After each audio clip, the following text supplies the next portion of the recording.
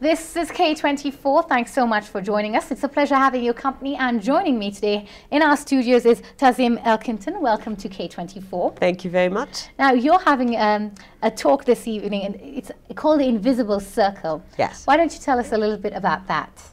The Invisible Circle was a concept and an idea that I basically came into my mind while I was in Toronto, and the basis of it was that I would bring people together and pick a topic, and we pick a topic randomly and start speaking from a personal point of view. So I would facilitate a discussion and then make it interactive, so people had the space, have the space to express and to talk about their viewpoint and talk about how they feel about a certain topic. Now, although everyone puts a topic in, we'd pick one topic, and by the time people would leave, everybody would say that they got something out of it, they got something huge out of it. So I did this in Toronto for a few months at a friend's bed and breakfast on a monthly basis, and I decided that I would start that here, following the workshop I did in June, on June 6th, called Cure Your Mind. So it's just a different concept of getting people to speak and to create the space for it and for expression. So what sort of topics do you discuss? I've had a range of topics. We've had communication, relationships, love, death, anger, emotions, meaning of life, direction of life, success, achievements. I mean, it's innumerable topics. You can pick anything. You can talk about a spoon, and a spoon can lead to so many factors about life that, you know, would surprise someone. So how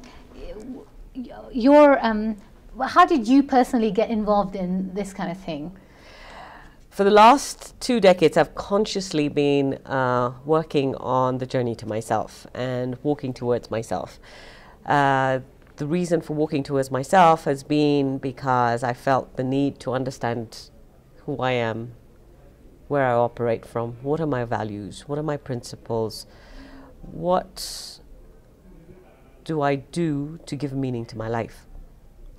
And having done, you know, the whole, I don't do self-help. I've read numerous books on human behavior, on spirituality, on religion, on psychology.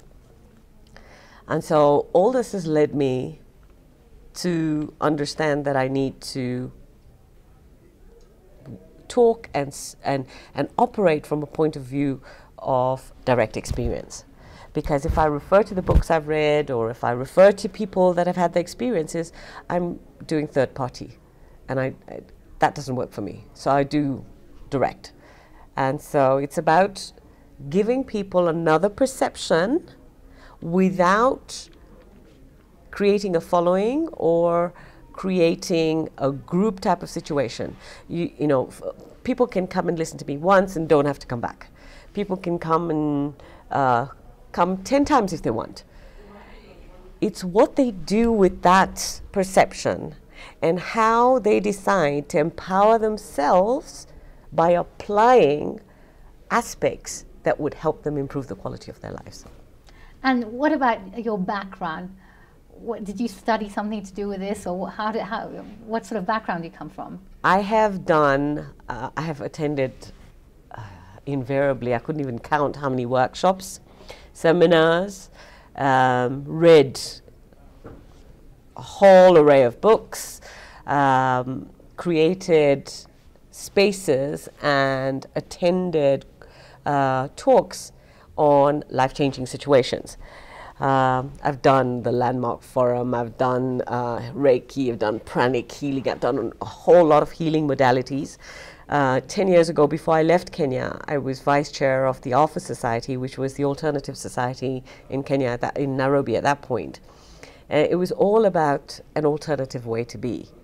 And so my experience, based on actual experience through internalizing, is where I come from.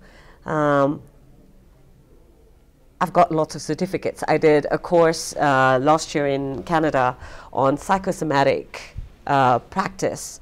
And so I have a title called Psychosomatic Master Practitioner.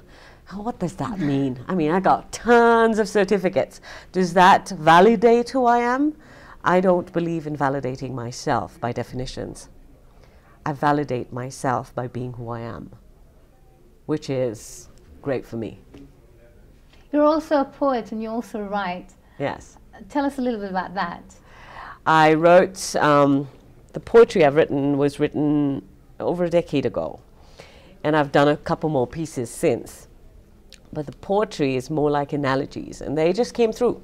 Literally, I'd write a piece between 3 to 5 minutes, and I wrote a total of 96 pieces. I've published 30 as a book, and those were then put on the website. So it's open for human access, and they're more like meditations. When it comes to writing, I write from a very humanistic point of view. I actually had a very interesting situation recently where I was asked to write on a topic, and the topic was a more scientific-based topic and how one would create situations. So I wrote from a humanistic point of view, whereas maybe people want to hear from experts on that type of topic. So I'm fine with that. Anybody that would request me to write or speak would need to take into account that I speak from a very humane point of view. I don't work or refer to research and scientific facts and statistics, because for me those are not validating factors. Or I don't refer to other people's books and stuff like that, because again, those are experiences of other people. I speak from my viewpoint, which is through direct experience.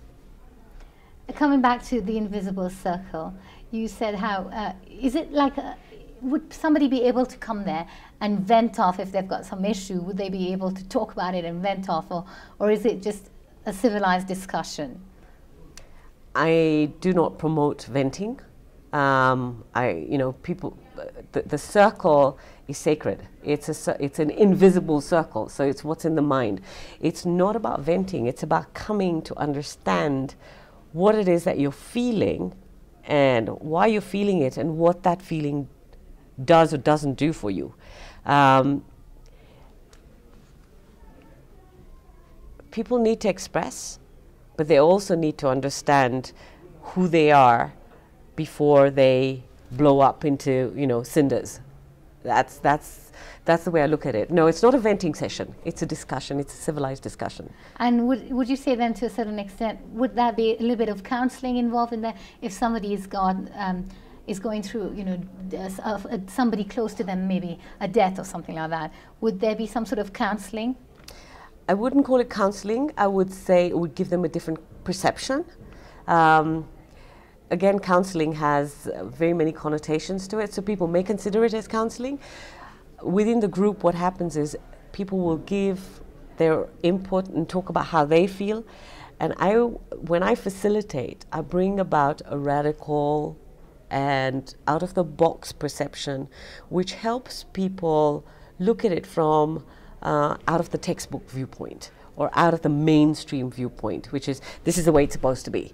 No, there are other ways, and there are simpler ways of dealing with whether it's death or cancer or an illness or a loss or a divorce or emotional upheaval.